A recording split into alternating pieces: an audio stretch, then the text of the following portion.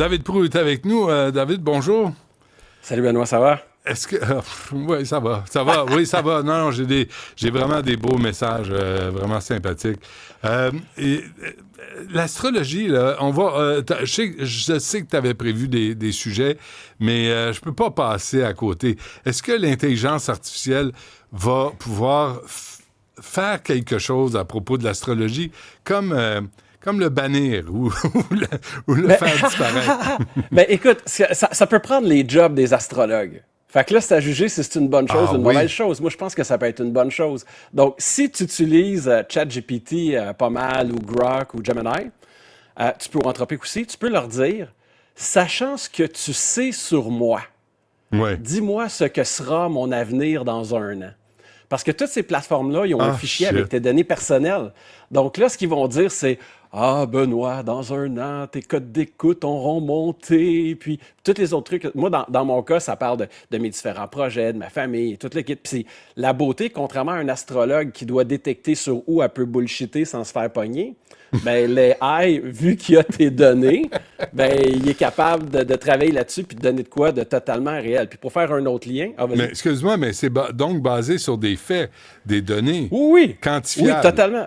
Écoute, la semaine passée, tu sais, quand j'étais pas chez moi, tu as vu, là, l'écran était différent. J'étais chez un client, je faisais un atelier où je leur montrais les limites des différents modèles. Et c'est un exercice que je fais avec les gens, là. Je dis, demandez à ChatGPT, sachant ce qu'il sait sur vous, qui vous dise votre avenir dans un an et ensuite votre avenir dans 5 ans. Puis ça te fait une prévision qui correspond parfaitement à ce que tu veux entendre. Parce que la job d'un astrologue puis la job d'un AI standard, c'est à peu près la même chose. C'est te dire ce que tu veux entendre. Ouais. Donc, là-dessus, l'IA est déjà programmée pour ça. Puis la beauté, c'est que la semaine dernière, OpenAI a lancé un nouveau modèle de voix qui s'appelle le Real-Time API. Donc, ça veut dire ça, qu'est-ce que ça veut dire? C'est que ça prend la voix en temps réel, sans latence, puis ça te parle on the spot super bien. Tu l'avais avant dans ton application pour Monsieur, Madame, tout le monde. Comme une conversation. Ben, écoute, comme une conversation, je vais te donner un exemple. Aujourd'hui, dans la presse, là, on apprend qu'il n'y a pas assez de fonctionnaires à l'Agence de revenus du Canada. Bien que selon les statistiques qui nous montrent cet été, il y avait un taux d'absentéisme de 31 Je répète, taux d'absentéisme de 31 Fait que les disent, on a besoin de plus de monde. Moi, je m'excuse, mais c'est un projet à pas plus que 5 millions. David, on a besoin de plus de monde qui rentre travailler. La phrase est incomplète. C'est pas plus de fonctionnaires, là, c'est assez... Exactement. Donc, avec le Real-Time API, de la même manière que tu peux remplacer un astrologue, ce que tu es capable de faire, c'est que tu prends toutes les règles fiscales, tu les mets dans le modèle, tu lui dis au modèle, va chercher les règles fiscales, puis tu lui dis, réponds au téléphone, puis quand les gens appellent, c'est un IA, l'IA reçoit la question, ça va dans les lois de l'ARC, puis ça donne la réponse. Ça coûte maximum 3-4 millions. Bon, ça, c'est une bonne entreprise le fait. Ils vont choisir quelqu'un que ça va coûter 100, là. Mais l'idée, c'est qu'on serait capable d'avoir un IA qui répond à toutes ces questions-là. Puis là, les gens vont dire « Ouais, mais l'IA peut faire des erreurs. » Moi, ma femme, elle est comptable agréée, auditrice, spécialisée en organisme de bienfaisance. Quand elle a un cas un peu edge, là, un peu à la limite là, de l'interprétation des lois, ce qu'elle fait, c'est qu'elle appelle au minimum 2 fois pour avoir la même réponse. Puis si elle a 2 réponses différentes, elle appelle une 3e fois, c'est peut-être ça aussi le volume d'appel, elle appelle une 3e fois pour qu'elle ait au moins 2 fois la réponse sur 3, parce qu'elle sait que les gens de l'autre bord, l'humain de l'autre bord, fait des erreurs.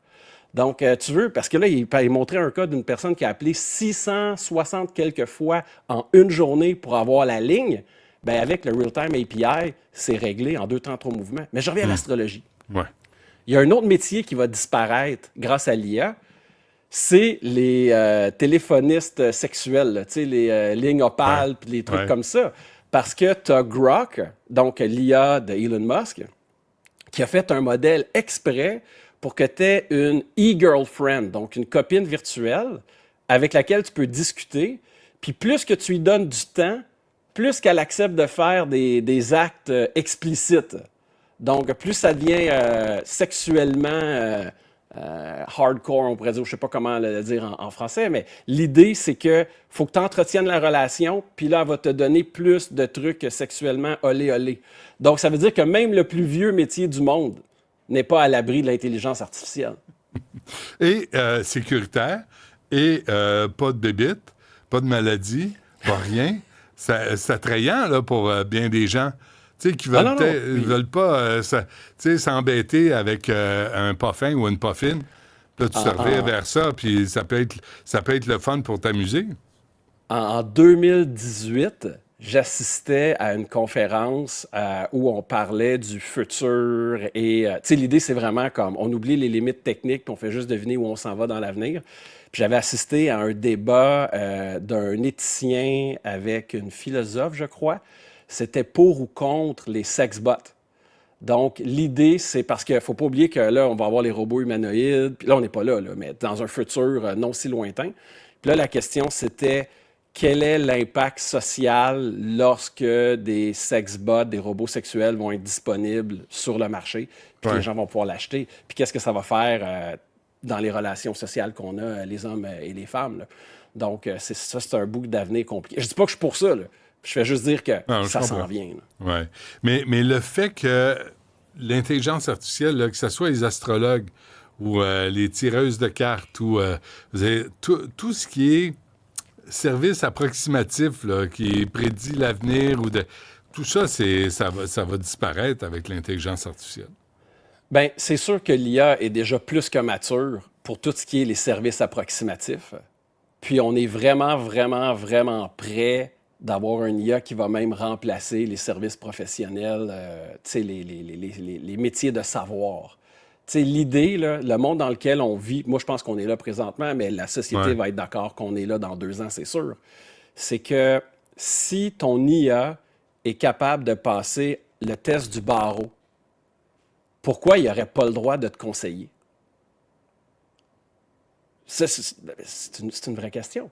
Ouais. Si l'IA est capable de passer l'examen que les humains passent, pourquoi il n'a pas le droit de te conseiller? Puis l'idée, c'est que de la même manière que c'est fou aujourd'hui que pour rechercher une information, il faudrait aller à la bibliothèque, aller chercher un livre, puis on se dit ça n'a pas de bon sens. Mm-hmm. Moi, je sais que mes enfants vont dire « Papa, tu es en train de me dire que tu payais un avocat plusieurs centaines de dollars de l'heure pour qu'on t'explique la loi. » C'est autant débile de penser qu'un laitier venait porter le lait de porte en porte. Là.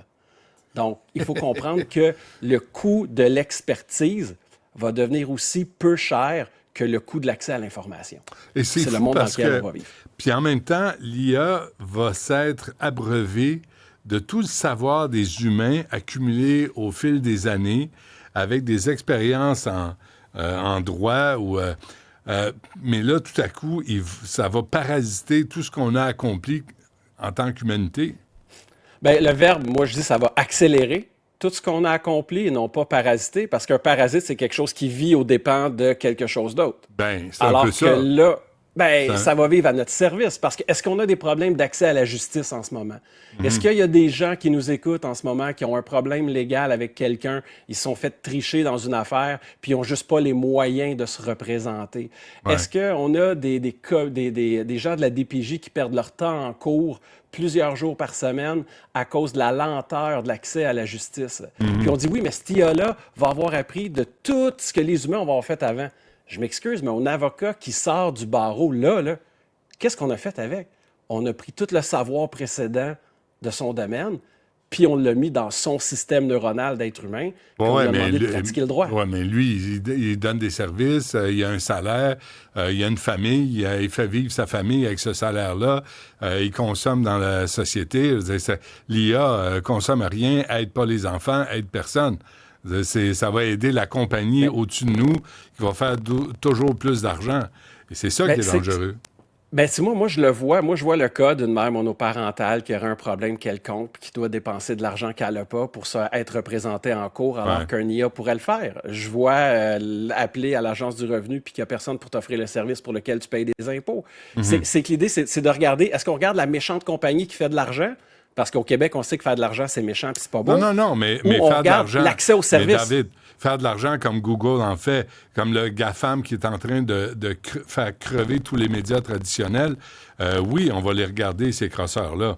Tu sais, ce qui reste à l'intelligence artificielle, c'est d'avoir des services de crosseurs.